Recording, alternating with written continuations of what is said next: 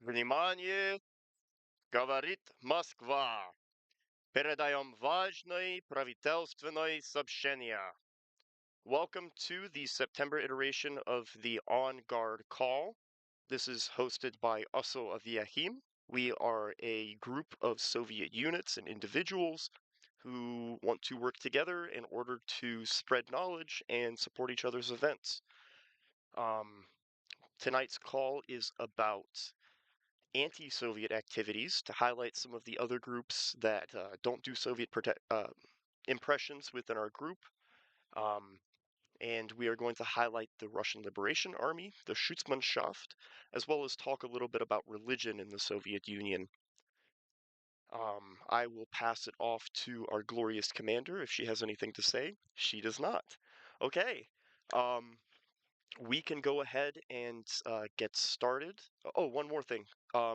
We have Hazleton coming up this week, and at the end we will have the various people in attendance talk about the events that they would like other people to support that are coming up. Okay, and this I will pass off the talking stick to Luke, who is going to talk to us about the Schutzmannschaft. All right. So today I'm going to be talking to you about just a little primer, just a little taste of the auxiliary police and the Schutzmannschaft in the occupied zones during the war. As a quick side note, none of this is an attempt to glorify, apologize, or redeem anything any of these members have done. While a lot of groups have and were not complicit with a lot of the criminal activities, no matter what, and this goes to an extension of any arm of the German armed forces. They were knowledgeable about it, they were complicit, they knew about it. So at the end of the day, as goes with any German impression or any similar, that is just a quick side note. Despite the fact that I may talk about their personal lives, what may have made them want to join, perhaps give a little bit of a human aspect to these men, this isn't an apology for any one of them, as a quick side note. So we'll get into it with a brief history. As most of you are aware, German army hits the Eastern Front, hits it really hard. Just within the first few months, they take hundreds and hundreds and hundreds of thousands of kilometers of land.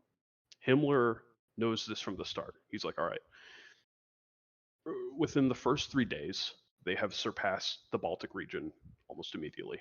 And while the German army is at its essentially height during this time in 1941, they don't have all of the men, the manpower, the supplies to be able to have a tight, firm grip on these occupied zones. So Himmler says, all right, we need to recruit the locals that were either in police forces, part of their armies in the past.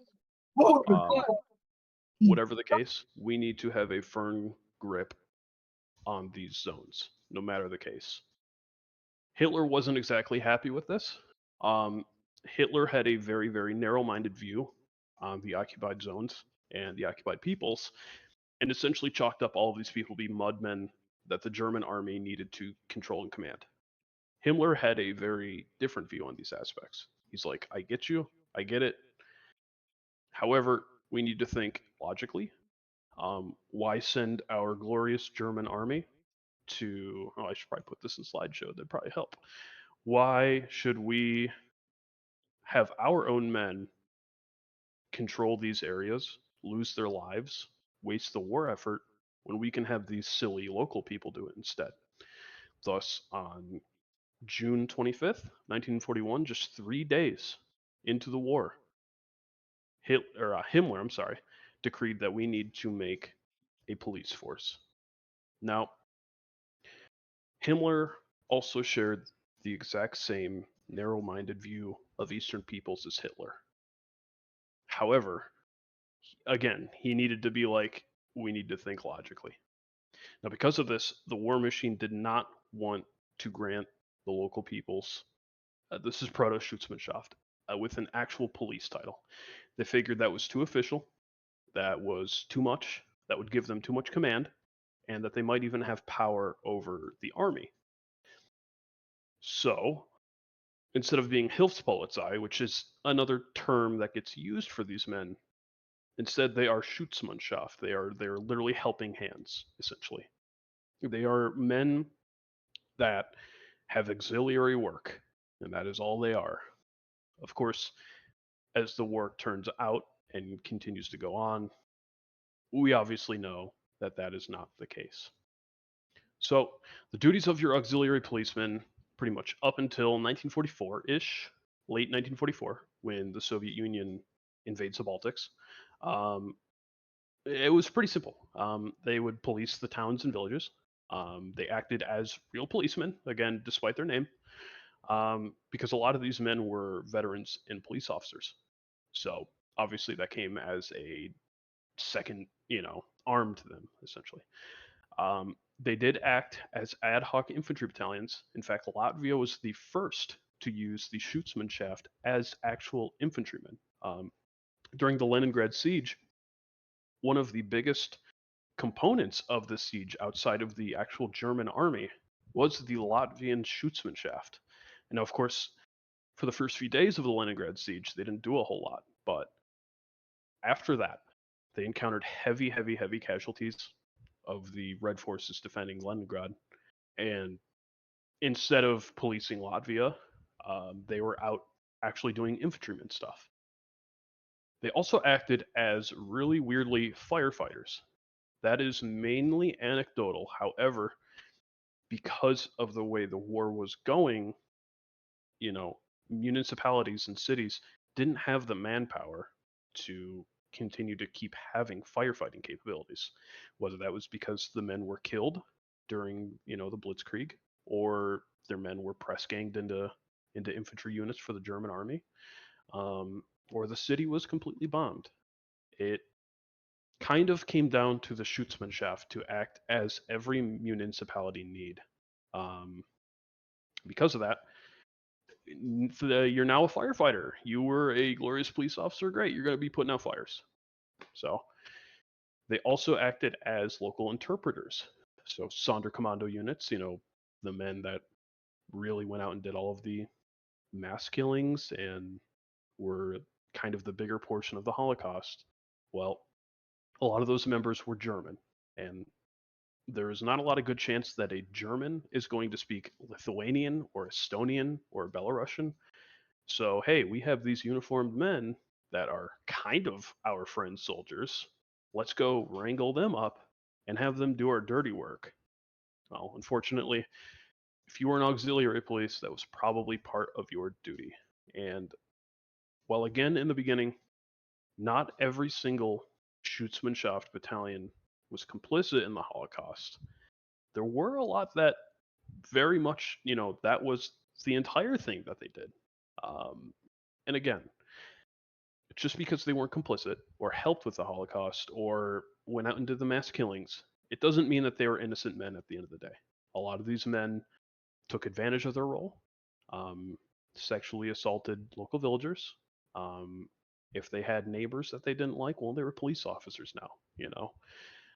There are a lot of anecdotes, excuse me, especially from this researcher Petras Stankars. He is a local Lithuanian man that has the most knowledge on all of that.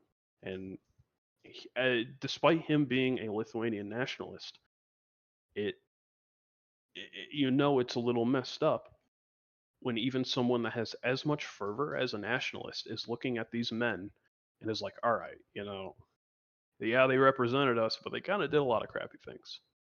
Um, Lastly, your duty as an auxiliary policeman, you were the trustee force. You were the nation's, trustee of the German army.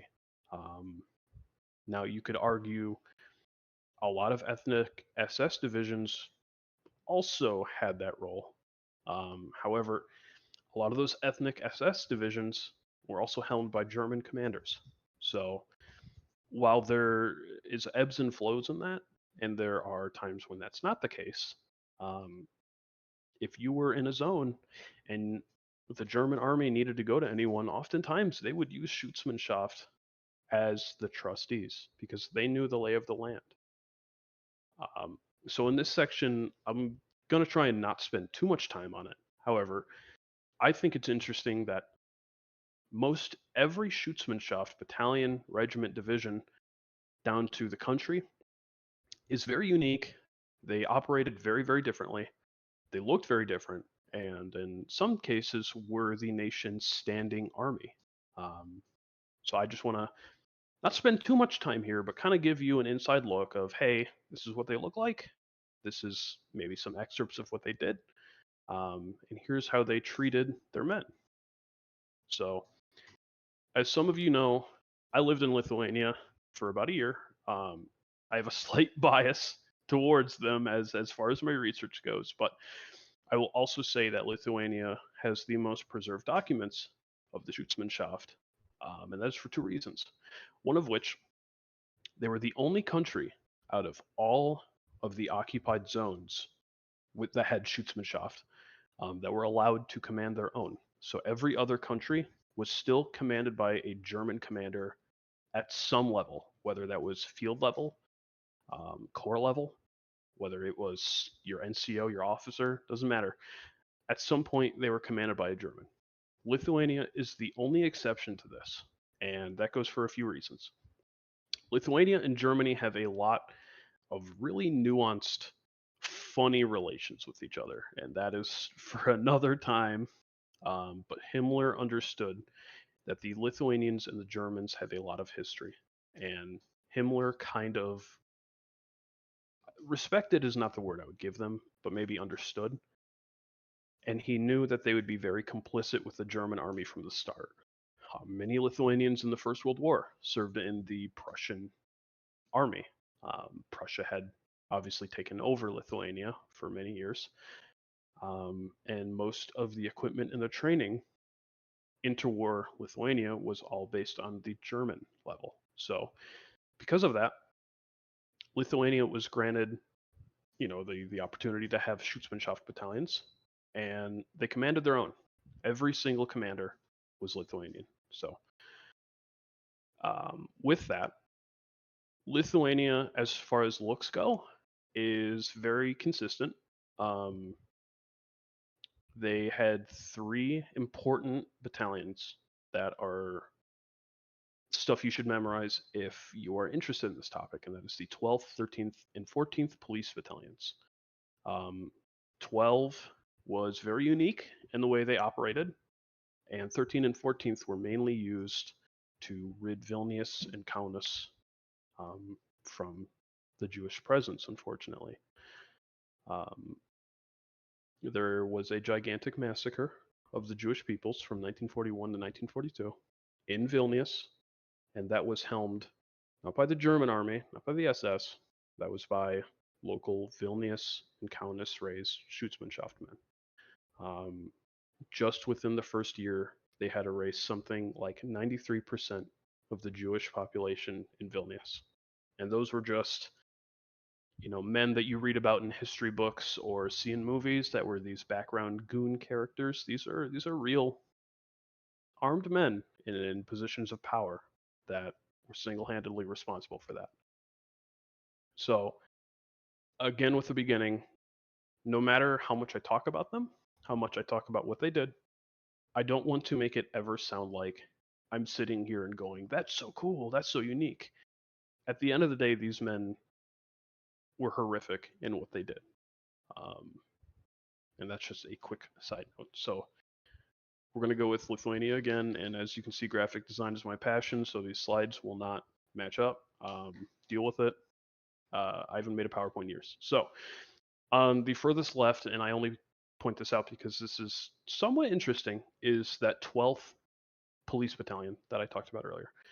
Unlike most members of the Schutzmannschaft that wore the black and blue M32s, the modified SS pre-war Allgemeine uniform, these were all men that came from real police roles.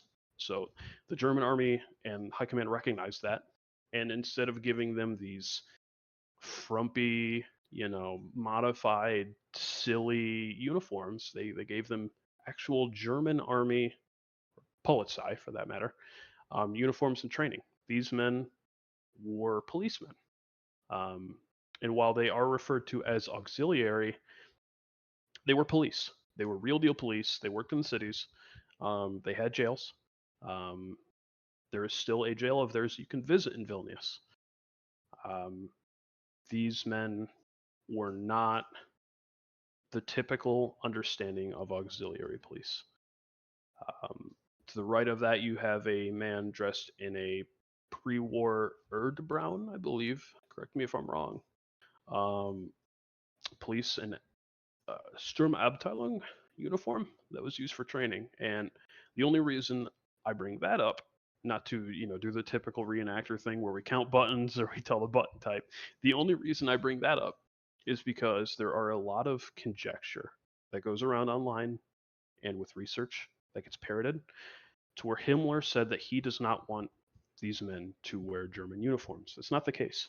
Um, there are plenty of times where they wore full-blown German uniforms and acted as German soldiers.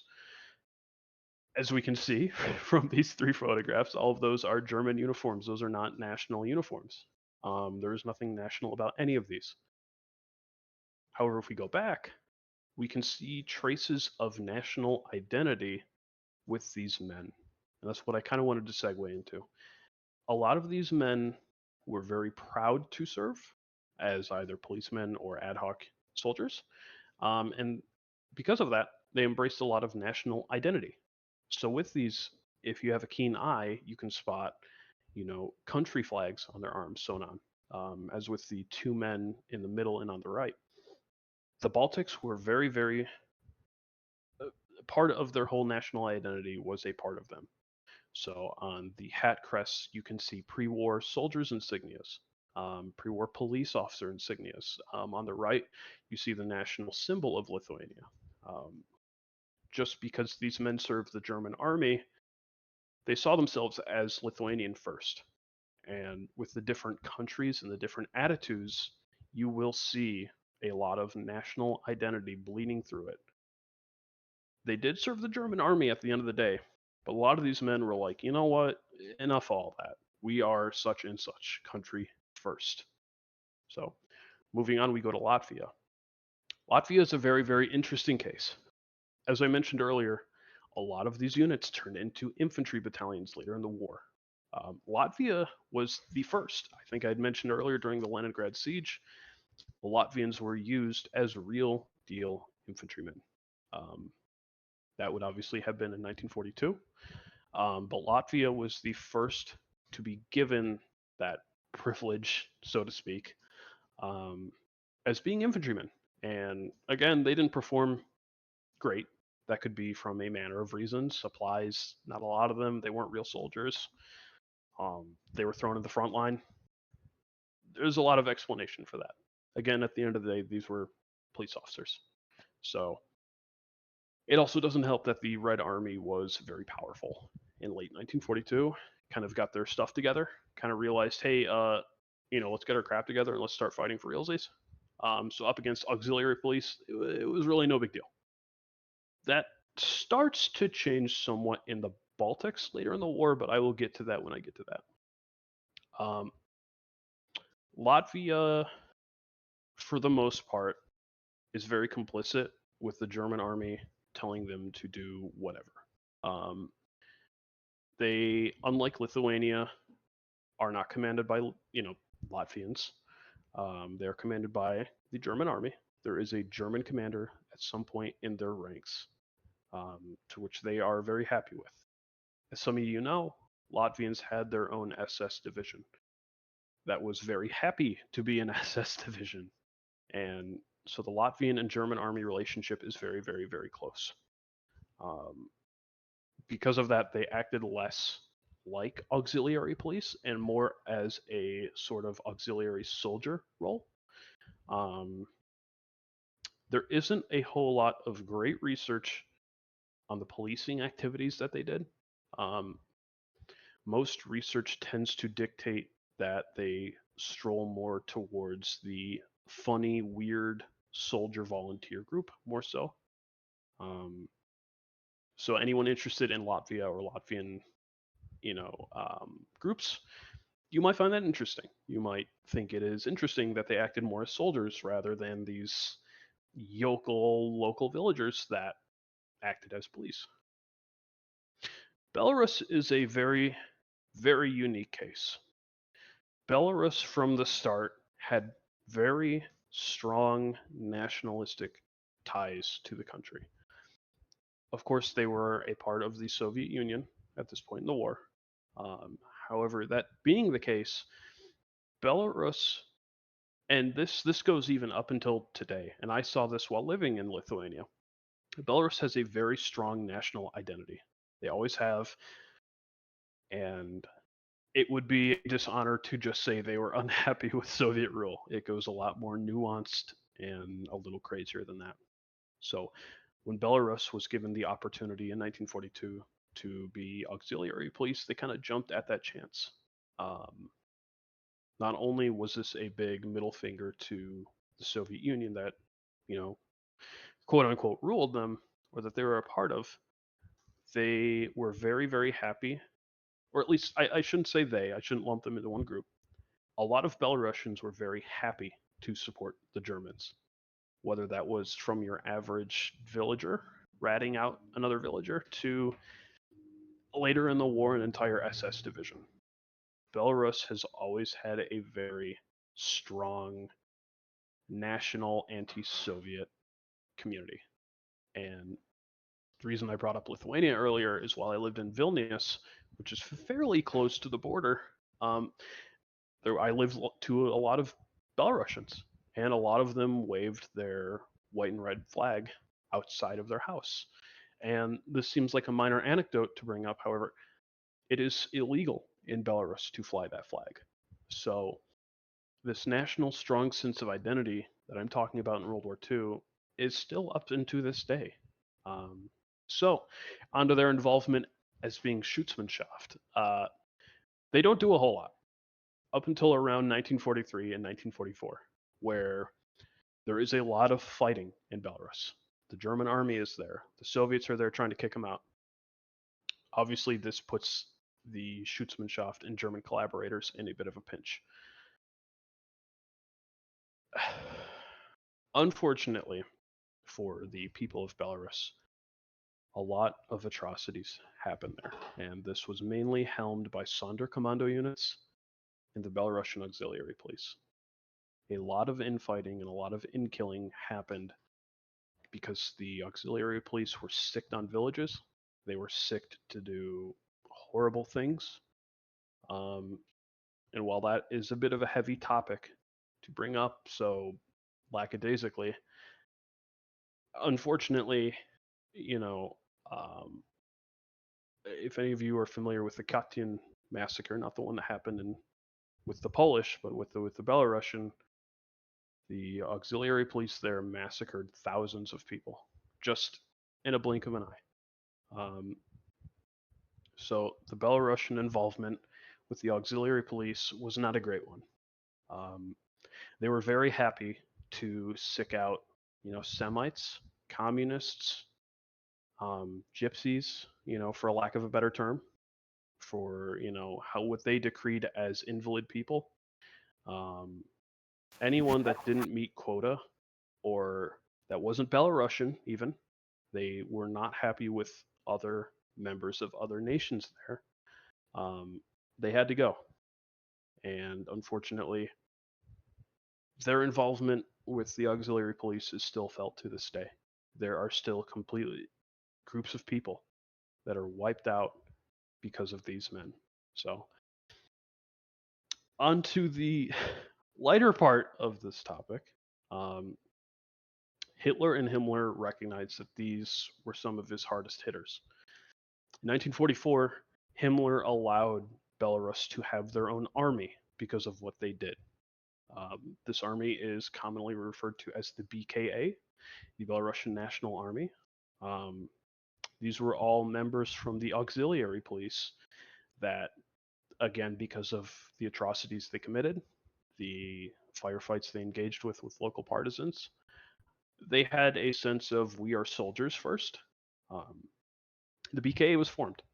Now, the BKA, again, is all made up of Schutzmannshaft members or local police forces, local rabble, nationalistic young Belarusian men. They all wore the same uniform, just slightly modified.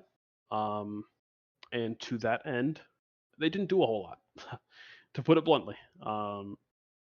However, a lot of post war nationalistic political groups are now in sort of, how do I say, they were formed because of the BK. They are trying to instill that same image of a white Belarus. They use a lot of motifs based on the BKA. So that same now neo-Nazi, sentiment is still in Belarus because of the BKA. So next we move to Ukraine. Ukraine is another crazy case that could probably have its own segment, honestly. And I won't do it a whole lot of justice, just kind of flying it by here. Ukraine, much like Belarus, has a very strong sense of national identity. Again, still felt to this day even more so because of the war. That goes without saying. That is a topic that probably, again, deserves its own segment or day, or what have you.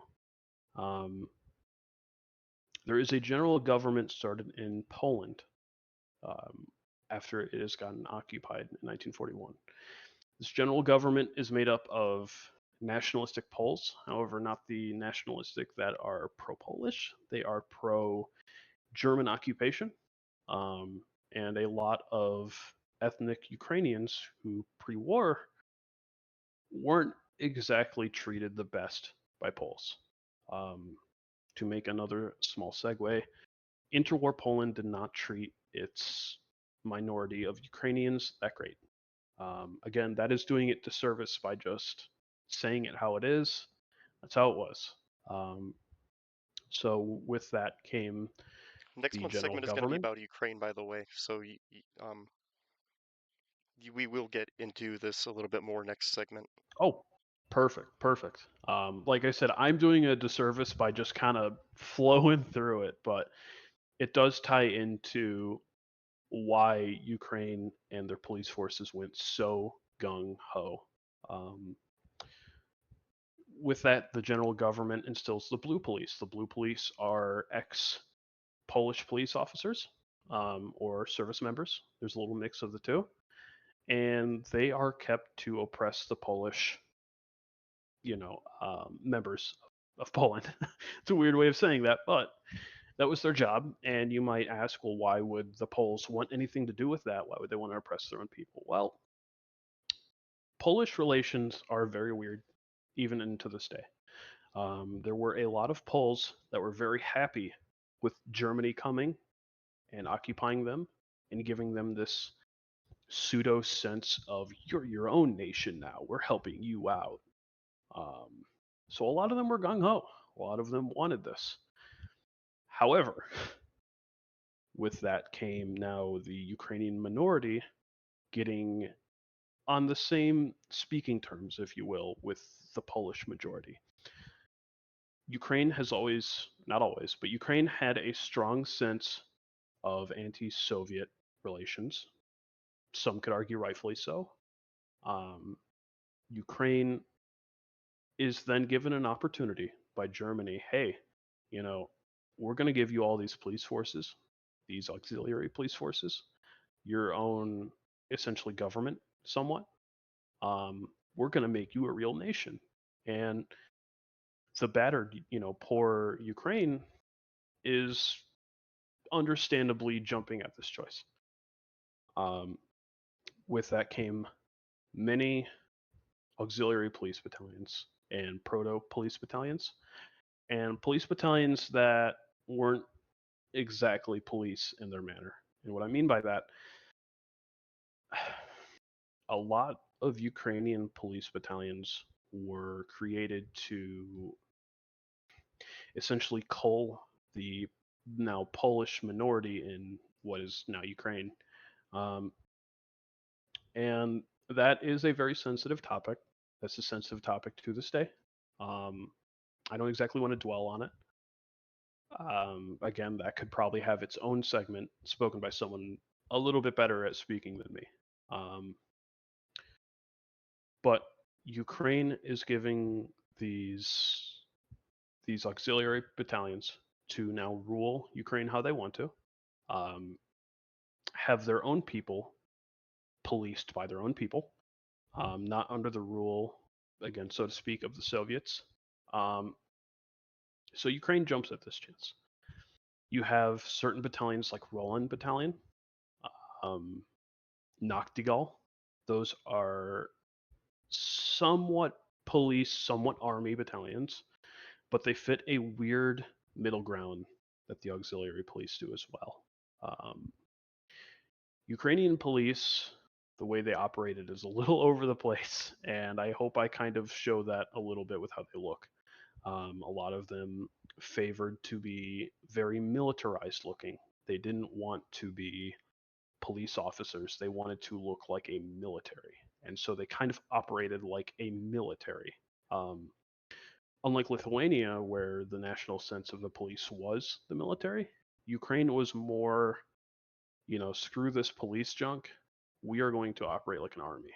Um, with that came a lot of men that served in these battalions, these police battalions, and they would later transfer this knowledge and this gear and what they had done in the war to the later war, or later and then during wartime, UPA. Obviously, that is a again later slide I will get to, but as a quick note, a lot of these men took their training and their wartime efforts, the gear, what they saw in the war, and they transferred that into later war fighting. Um, Ukraine is a very interesting one when it came to looks and national identity. So, as we can see with the pins on their caps, most of them favored the blue and yellow. Um, there are, I'm sure, proper Ukrainian terms for this national identity, these symbols that I just don't know, admittedly. Trizub. That's it. A lot of them really, again, like Lithuania, they were Ukrainians first and foremost. And even a lot of Polish minority or Poles that had lived in Ukraine adopted this sense that they were also Ukrainians. And with that, a lot of Poles, I use the word a lot too much, but a good amount of these Poles that had lived in Ukraine for years actually ended up joining these police battalions. That is a lot of, there's a lot of conjecture with that today. There's a lot of point of contention with that today. Um, Again, that's its own segment where perhaps one day Polish Ukrainian relations could be explained more because that is its own rabbit hole in itself. But I do just want to make it clear that there were Poles, ethnic Poles, that lived in Ukraine that served in these battalions. And, whether or not they thought it was a good thing, that's probably up for debate. But moving on, Estonia is an interesting case. Estonia, again, I feel like I'm repeating myself here, but Estonia doesn't do a whole lot with their police battalions. Um, it was seen as almost sort of a Boy Scouts esque role for Estonia, and that is maybe not the best way to describe it, but it it wasn't exactly a lot of policing going on in Estonia. They were village keepers, village men with rifles, and that's about where it stops and starts.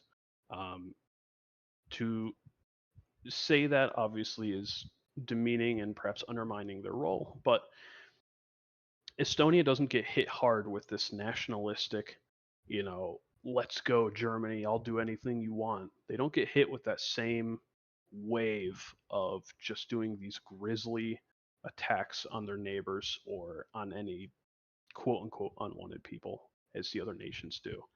Um, that being said, they still had a strong sense of identity, and I say that on every slide, but that's the interesting thing about researching these men is that no matter what, at the end of the day, they're unfortunately people. Um, and so seeing that despite being under Hitler and Himmler's control, they still wanted to adopt a sense of we are XYZ first. So you'll see pre Estonian uniforms, a sense of headgear that was a mix of just actual Estonian army gear and symbology that they adopted as well. So, moving on from the looks and kind of the cultures, we now get to 1944. The war isn't going great, not for Germany. Um, they are kind of sending men that aren't war fighters onto war. They are sending police officers to fight in a war. They're sending naval men to fight for war. They're pretty much sending everyone out. Post Atlantic Wall, so post Normandy, Operation Cobra will give you when they were on the retreat. Now, these men that were auxiliary police, they were in their comfy villages or cities, patrolling, doing whatever, are now getting press ganged into real deal infantry battalions. Um, this doesn't go well for them. When it came to fighting small expeditions of Soviet scouts, there are a lot of anecdotal evidence that they held their ground, even counterattacked, and were occasionally victorious. Um, that's not often the case. Again, these men are police officers with outdated rifles, not too much artillery support. Um, in the case of 12th Police Battalion, they had muskets that they took from the museum in Vilnius, if that says anything, um, up against the Red Army at their strongest, essentially. Scouts that knew what they were doing had massive support of air and artillery and superior weapons and tactics, um, up against men that were uniformed a week ago and, hey, you get a rifle. Unfortunately, this doesn't go well. Here are a few slides, however, of the 14th Police Battalion with newly issued German Winteranzug uniforms. That is the parkas, the gray parkas, reversible, equipped with mainly Soviet weapons. The case I wanted to make with these guys, however, is when I talked about the anecdotal evidence that they did actually surprisingly well for their role in their training in the war, and were able to counterattack the Soviets. Not often, but it happened. When the Soviets invaded the Baltics in 1944, some of the first people that they met on the field were auxiliary police. Now, most of them were defeated in these battles. Again, that's to be expected when you're fighting a real deal army. Another thing I wanted to point out, because I have gotten this question a few times. I run a Schutzmannshaft reenacting group. I run a historical club, and I often get the question, "Hey, so what about these Travniki guys?" So Travnikis were not Schutzmannschaft. They wore the same gear. They, in Warsaw in 1944, during the uprising, did the same things because they were taken out of the Travnik concentration camp. However, these were concentration camps guards, pardon me, first and foremost. They were only guards, and while they were made up of tons of different ethnicities, including Polish and German, ironically, um, these men were not Schutzmannschaft. These were not police battalions. They were not police officers. Again, they wore the same things, and in Warsaw did the same things. However, these were guards first and foremost, as just a quick little side note. So now comes the end of the war. Germany is on its last leg. They are done. It is basically ethnic minorities that are fighting the war for them. The German war machine has finally come to an end. Um, with that, the auxiliary police are basically left either in their own countries, confused as to what to do, or they are now again, to use the word press ganged into funny SS regiments such as the 30th, which debatably basically didn't exist, and the hypothesized 29th SS that was supposed to be for the Rona gang, Kaminsky's brigade, that were then actually turned into the Italians. So they essentially disappeared.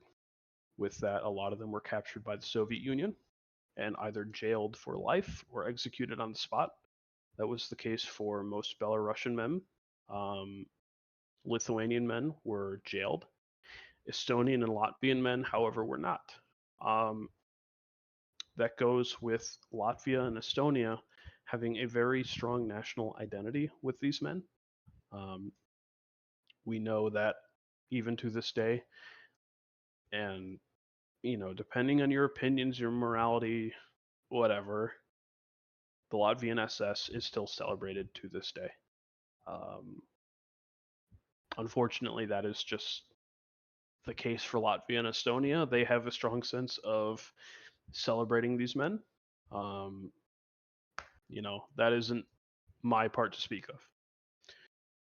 However, when it came to the Lithuanians and the Ukrainians, both of those, most importantly, a lot of these men that either weren't jailed or weren't executed continued to fight the anti-Soviet, the war, essentially, if you will, post-war. So I have a few slides here from two very famous pictures of the Lithuanian Forest Brothers, so to speak, um, where you can see this Schutzmannshaft M32 tunic up in the front on the left and on the same guy on the left in the second picture.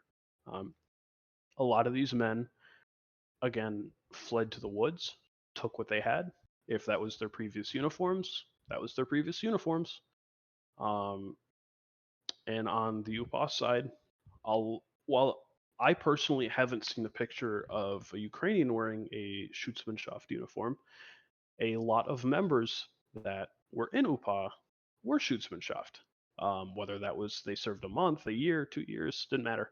A lot of them took that training, that know-how, that kind of I've been in a war, I've kind of got a sense for it, and took all of that into various subunits of the UPA. Um, and with that, I think ends just about the slideshow. If any of you guys have questions, you want to yell at me, say stop stuttering so much, I'll be happy to answer anything. So That thank you was for really giving me great. the opportunity.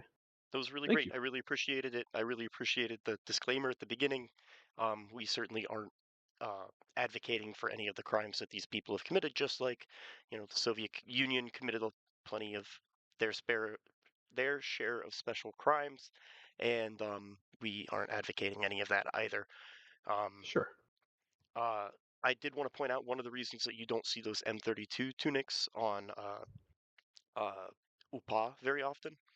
A lot of the units that were very heavily ideologically leaning that joined the UPA numbers wore the German police uniforms. Um, Specifically, Schutzmannschaft 201 was made up Gotcha. of Okay. um, some actually pre-war formations in the German army from occupied Poland, or pre-1941 formations, which were battalions Roland and Nachtigall. Gotcha. And they got lumped, basically forced at gunpoint to join the Schutzmannschaft when the Ukrainian, like OUN-backed state in Lviv was arrested. Bandera was thrown in prison, etc. And they had German police uniforms. Um, and this same Schutzmannschaft 201, when it was disbanded after their 1 year term of service, is what formed the backbone of the leadership of the early UPA. Um, Right. Right. UPA General Roman Shukhevich was a Hauptmann, a captain in Schutzmannschaft 201, as well as a lot of its more decorated leaders like Mikhailo Duda, who I'm sure we're going to go over when we talk about UPA, I think next month. I have to double check that the presenters are able to make it. But I also want to disclaim a little bit that, like, as a numbers thing, we're by no means saying that these countries were like totally for German occupation, especially Yeah. in like Right. Ukraine. Like a lot of men did serve in Schutzmannshaft or collaborate with the Germans in some way. But as like a numbers, around 250,000 Ukrainians collaborated with the Germans in some way, be it in Schutzmannschaft, the 14th SS Division, things like this. But over 7 million of them served with the Red Army and continued to be like Yeah, pro-Soviet. So that's for every one man and that was I didn't collaborating with the want to. Germans, 28 was against the Germans. Yeah, I didn't want to make it sound like these countries were all for Germany, Oh yeah, because no, obviously a lot of men, gloriously fought in the Soviet Union, and I think a lot of people like to skimp over that. especially It's people with just modern political agendas like to yes, kind of yes, twist the facts. exactly. Um, but yeah, I have nothing else to add. Does anybody have any questions, comments? I just want to say that was very well done. I don't Thank know a you, lot about them, but I study foreign SS divisions, and I think that was phenomenal. thank you very much. I appreciate that. Do you want to give a quick shout out, Luke, to your Schutzmannschaft unit? Yeah, absolutely. So I do run a Schutzmannschaft kind of generalized historical group on Facebook. I am happy to get any messages, questions, concerns. If you want to yell at me, do whatever about that. We are hoping to start our first event next year at Occupation in Rebellion. Is it? Yep. Occupation Rebellion, Okupacja Powstania. So very excited to do that. If anyone has any questions or concerns regarding that, I'd be more than happy to answer anything. I feel privileged to be able to talk about any of this stuff. So thank you. Of course. I am going to end the recording there.